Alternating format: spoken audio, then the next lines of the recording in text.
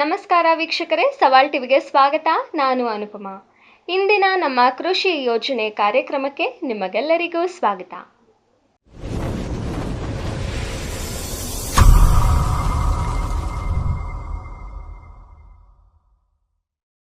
ಕೃಷಿ ಮಾಡೋದು ಅಂದ್ರೆ ಬರೀ ಮಣ್ಣಿನ ಕೆಲಸವಲ್ಲ, ಅದು ಯಂತ್ರಗಳ ಜೊತೆಗಿನ ಓಟ. ಆದ್ರೆ ಒಂದು ಟ್ರ್ಯಾಕ್ಟರ್ ಅಥವಾ JCB ತಗೋಬೇಕಾದ್ರೆ ಲಕ್ಷಾಂತರ ರೂಪಾಯಿ ಬೇಕು. ಸಣ್ಣ ರೈತರು ಇದನ್ನು ಎಲ್ಲಿಂದ ತರ್ತಾರೆ? ಇದಕ್ಕಾಗಿಯೇ ಕರ್ನಾಟಕ ಸರ್ಕಾರ ಕೃಷಿ ಯಂತ್ರಧಾರೆ ಅನ್ನೋ ಕ್ರಾಂತಿಕಾರಿ ಯೋಜನೆಯನ್ನ ತಂದಿದೆ. ಇವತ್ತಿನ ವಿಡಿಯೋದಲ್ಲಿ ಈ ಯೋಜನೆಯಿಂದ ನೀವು ಹೇಗೆ ಹಣ ಉಳಿಸಬಹುದು ಎಂದು ತಿಳಿದುಕೊಳ್ಳೋಣ.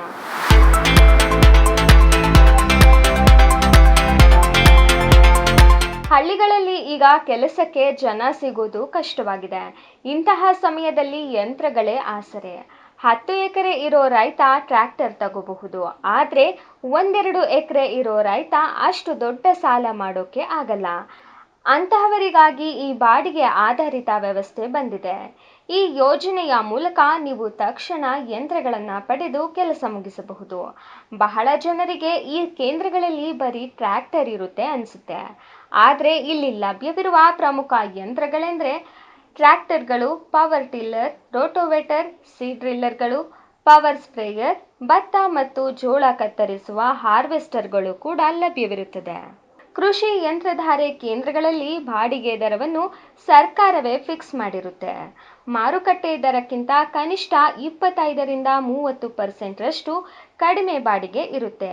ಇಲ್ಲಿ ಯಾವುದೇ ಮಧ್ಯವರ್ತಿಗಳ ಕಾಟ ಇರುವುದಿಲ್ಲ. ಆಧಾರ್ ಕಾರ್ಡ್ ಮತ್ತು RTC ಯೊಂದಿಗೆ ನಿಮ್ಮ ಹೋಬಳಿಯಲ್ಲಿರೋ ಕೃಷಿ ಯಂತ್ರಧಾರೆ ಕೇಂದ್ರಕ್ಕೆ ಹೋಗಿ ನಿಮ್ಮ ಹೆಸರು ಮತ್ತು ಜಮೀನಿನ ವಿವರ ಕೊಟ್ಟು ಯಂತ್ರಗಳನ್ನು ಬುಕ್ ಮಾಡಬಹುದು.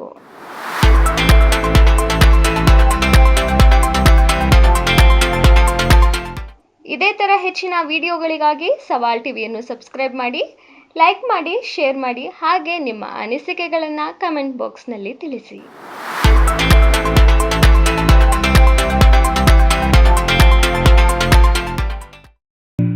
ಸವಾಲ್ ಟಿವಿ ಸದಾ ನಿಮ್ಮೊಂದಿಗೆ.